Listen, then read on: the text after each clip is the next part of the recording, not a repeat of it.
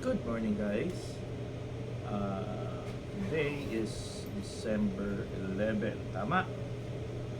Uy, Uy. good morning! Morning. Hi. Good morning ka. Morning!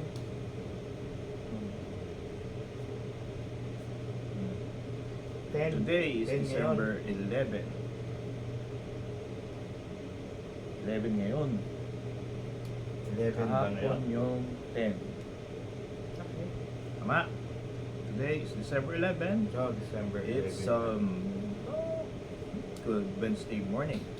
And I wish you all magandang araw sa lahat. Buong araw. Para lahat lang happy. Thank you. Diba? Okay. Bye.